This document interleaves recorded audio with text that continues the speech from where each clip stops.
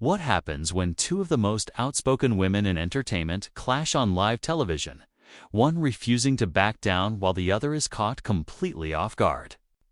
What follows is one of the most explosive confrontations ever aired on daytime TV, where polite smiles give way to verbal warfare and carefully crafted public images unravel in real time. This isn't just another celebrity spat. This is what happens when years of unspoken tension finally erupt on national television. The atmosphere in the View studio was already heavy with anticipation as Meghan Markle took her seat as a guest. Her perfectly styled hair caught the studio lights, and she wore the familiar, composed smile that had charmed millions while also drawing skepticism from critics. Across the table sat Sharon Osbourne, her silver hair gleaming as her fingers drummed silently against her coffee mug. The other hosts exchanged wary glances, sensing something brewing beneath the surface. Whoopi Goldberg had barely finished her warm introduction when Sharon leaned forward, her British accent cutting through the pleasantries like a blade. "Meghan, darling, I have to ask something I think our viewers are dying to know.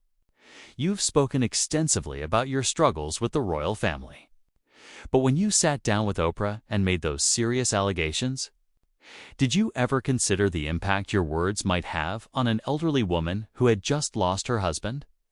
The question hung in the air like smoke. Meghan's smile faltered for only a moment before she composed herself. "Sharon, I think what you're referring to was me sharing my truth about experiences that genuinely harmed my mental health and well-being." "Your truth," Sharon repeated, her tone dripping with skepticism. "That's an interesting phrase, isn't it? Because truth is usually just truth, not something that belongs to one person.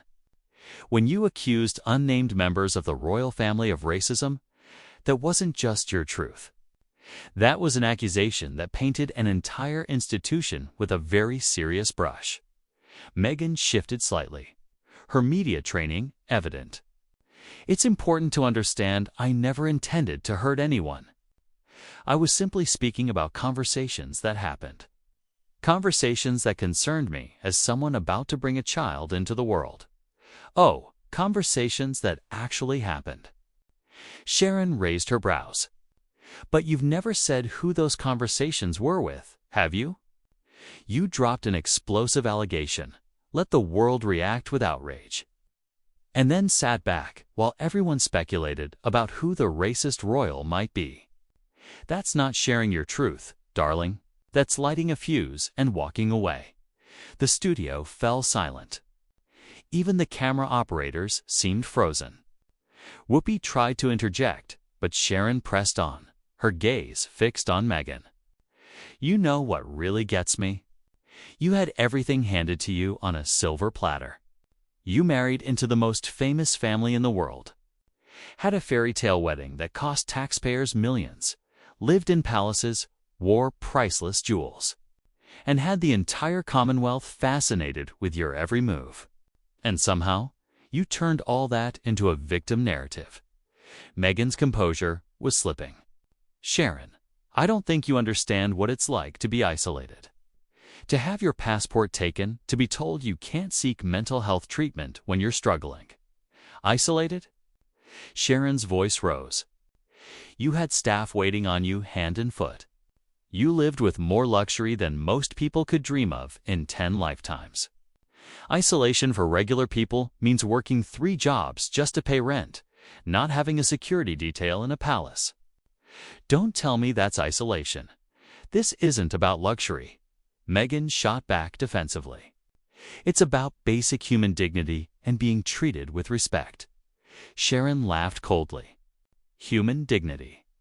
You mean like the dignity you showed the Queen when you scheduled that Oprah interview while Prince Philip was on his deathbed?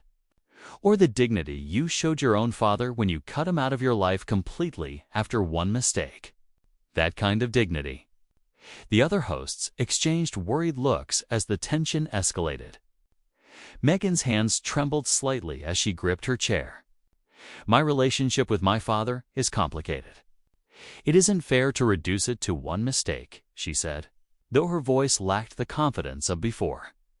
"Complicated," Sharon echoed mockingly. "Everything is complicated when you're the one being held accountable, isn't it?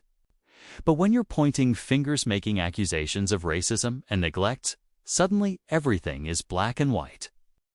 Your father, who worked his entire life and even won a lottery ticket so he could afford to give you the best education money could buy, made the mistake of speaking to tabloid photographers, and you cut him off completely.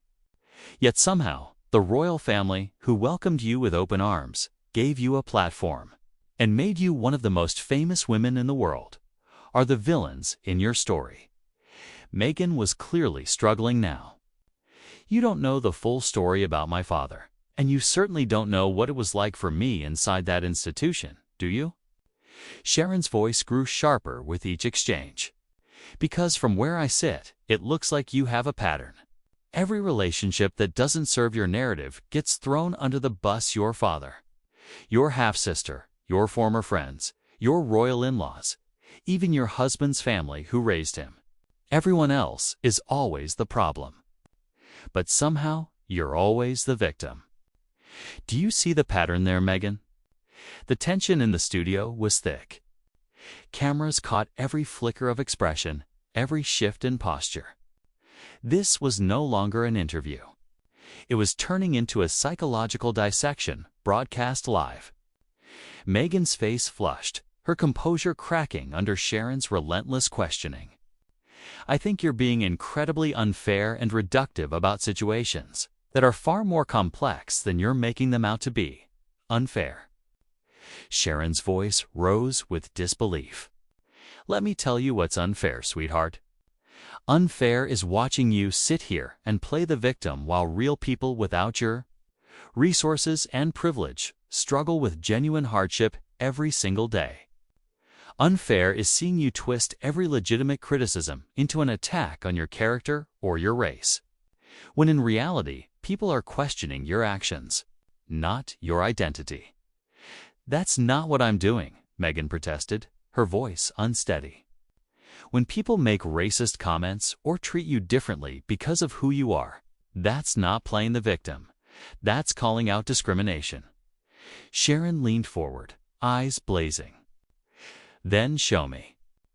Show me the racist comments from the royal family. Give me one quote, one documented instance where someone in that family said something racist to you. Because what I heard in that Upari interview were vague insinuations and unnamed accusations, but no actual evidence. The conversations about my son's skin color were very real and very concerning," Meghan insisted, her media training failing her. "Were they, though?" Sharon shot back.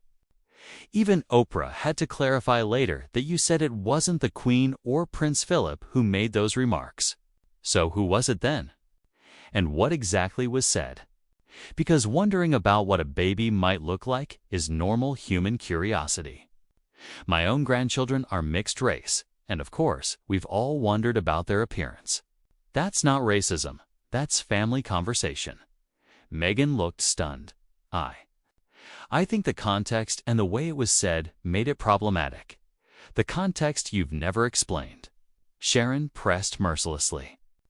"You made an explosive accusation that damaged reputations and relationships. But you've never provided details that would let people judge for themselves, whether it was innocent curiosity or genuine racism. Seeking justice is one thing. Character assassination is another. Joy Behar tried to intervene. Maybe we should consider that Meghan's experience might be different from yours, Sharon." But Sharon wasn't backing down. "Different, how? Because she's American? Because she's mixed race? Because she's an actress? I'm sorry, but experience doesn't give anyone the right to make serious accusations without facts.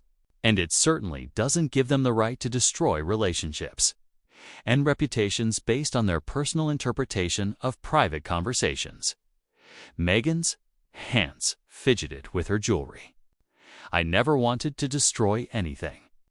I was just trying to protect my mental health and my family. Protect your family." Sharon's laugh was sharp, bitter.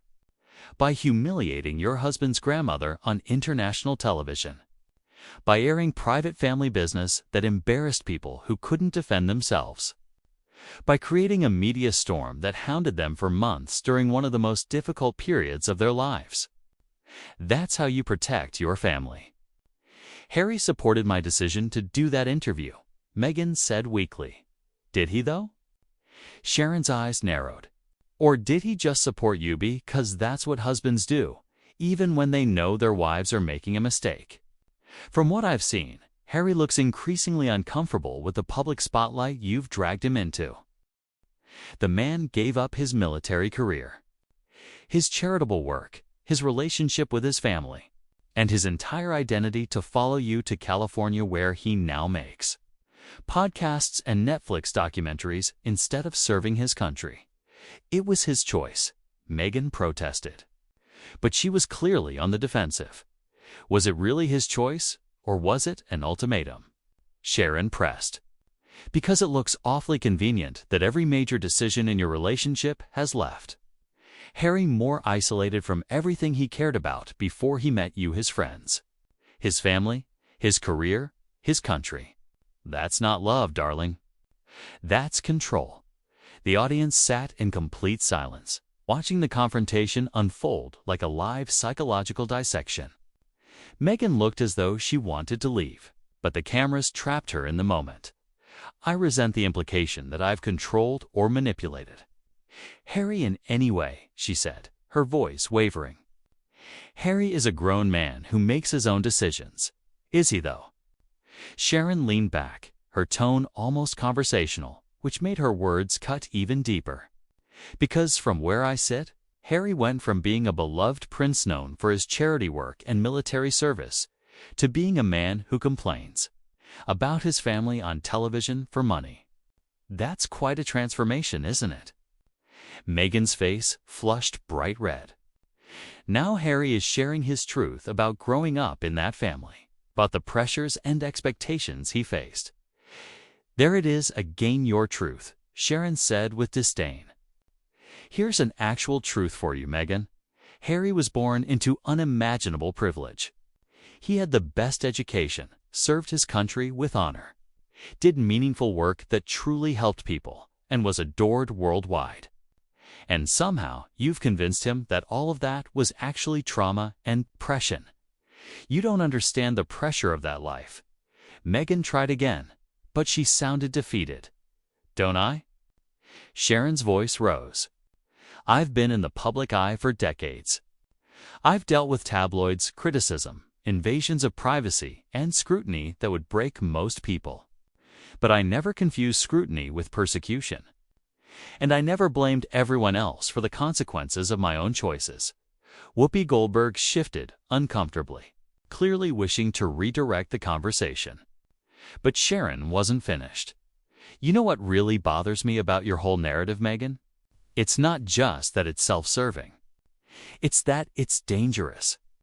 When you cheapen real racism by labeling every criticism racist, when you turn privilege into oppression and comfort into suffering, you make it harder for people facing genuine discrimination to be believed. Meghan shook her head, looking distressed. That's not what I'm doing. I would never minimize real racism or discrimination. Wouldn't you, though? Sharon's voice was unrelenting. Because that's exactly what you did when you implied that concerns about your son's appearance were automatically racist. When you spun normal family dynamics into proof of institutional prejudice. When you used your platform to suggest that one of the most respected institutions in the world was fundamentally corrupted by racism, all without presenting a shred of evidence, the silence in the studio was deafening. Meghan sat visibly shaken, her hands trembling. The confident woman who had walked onto the set was gone. Sensing her advantage, Sharon pressed forward with surgical precision. Do you want to know what I think this is really about, Meghan? Her voice dropped to a near whisper, forcing the audience to lean in. I think this is about a woman who thought she could waltz into the most famous family in the world and bend it to her will. And when she realized institutions don't bend to individuals, she decided to burn it all down rather than adapt. Meghan's voice was barely audible. That's not true. I tried to fit in. I really did. Did you, though? Sharon's brows lifted. Because from what I understand, you lasted less than 2 years before you declared it impossible. 2 years, Meghan. Most people spend longer than that learning a new job. But you expected to master centuries of tradition and protocol in a few months. The institution wasn't willing to protect me, Meghan said. Though even she seemed to realize how weak it sounded. Sharon let out a harsh laugh. Protect you from what? Tabloid coverage. Welcome to being famous, darling. Public scrutiny comes with the territory when you marry a prince. Following rules and traditions is literally what being part of the royal family means. You're oversimplifying everything, Meghan said, her voice drained of strength. Am I? Sharon leaned forward again, her voice dropping into deadly seriousness. Asterisk. Let me ask you something directly, and I want an honest answer. When you married Harry, did you truly believe you could remain part of the royal family while keeping your Hollywood lifestyle and political activism? Did you really think you could reshape an institution that has endured for over 1,000 years to fit your personal preferences? Meghan opened her mouth, then closed it again, clearly unable to find a response that wouldn't make her look worse. Sharon didn't wait. If you did believe that, then you were incredibly naive. And if you didn't, then you entered that marriage intending to blow it up. Which makes everything since then look like a calculated performance. Not genuine suffering. I went into that marriage with love and hope, Meghan said quietly. Love and hope for what? Sharon pressed. For Harry, or for what Harry could give you access to. Because from the outside, it looks like you loved the idea of being a princess until you realized it required sacrifice and service, not just photo ops and designer gowns. The other hosts looked uneasy, but the audience was riveted. This was live television gold. I did want to serve, Meghan insisted. I had ideas about modernizing the royal family. Your ideas, Sharon repeated with scorn. Your ideas on how to fix an institution that has survived world wars, political upheavals, and revolutions for centuries. The arrogance of that is staggering. You, an actress from cable television, thought you could teach the monarchy how to do its job better. Meghan began crying, tears streaking down her face, but Sharon pressed on. And when they declined your suggestions? When they tried to guide you through the responsibilities of your role? You decided they were racist and oppressive instead of traditional and experienced. They silenced me. Meghan whispered through tears. No, they didn't, Sharon shot back. They asked you to follow the same rules everyone else follows your husband, the future king and queen. But you called guidelines oppression because you've never been in a situation where you weren't the center of attention. Whoopi tried to step in. Maybe we should take a breath here. There are multiple perspectives, but Sharon wasn't finished. She turned back to Meghan, still crying. You know what's truly tragic? Harry loved you. That man was utterly devoted. And instead of cherishing that love and building a life within his duties, you convinced him that everyone who loved him before you came along was his enemy. That's not what happened. Meghan sobbed, her voice breaking. Isn't it, though? His grandmother, who raised him after his mother died, suddenly became the head of a racist institution. His father, who welcomed you, suddenly became cold and unsupportive. His brother, his closest friend, suddenly became jealous and competitive. Everyone who loved Harry before you came into the picture. Somehow became a villain in your story. The cameras caught every second of Meghan's collapse. Sharon pushed to her final point. Here's what I think really happened. You met a man who was decent, honorable, committed to service. But instead of loving him for who he was, you loved what you thought you could turn him into. You saw a prince and imagined a celebrity activist to suit your lifestyle. Meghan sobbed openly now, her composure gone. That's not true. I love Harry for who he is. Do you, though? Sharon asked, her voice sharp. Because the Harry you claim to love doesn't exist anymore. The Harry who served with pride, who was close to his family, who valued duty and tradition, he's gone. And deep down, I think you know it. The silence was absolute. Meghan sat broken, unable to answer. Even the crew seemed frozen. Finally, Whoopi spoke softly. Well, this has been intense. We'll take a quick break and be back with holiday gift ideas. But no one was thinking about gifts. The audience, the hosts, the crew, everyone was still stunned by what they had just seen. Sharon leaned back, not smug but certain, as though she had only spoken truths others were too polite to say. As the cameras cut, Meghan stayed in her chair, crying, looking like someone dismantled on live television. And in many ways, she had been.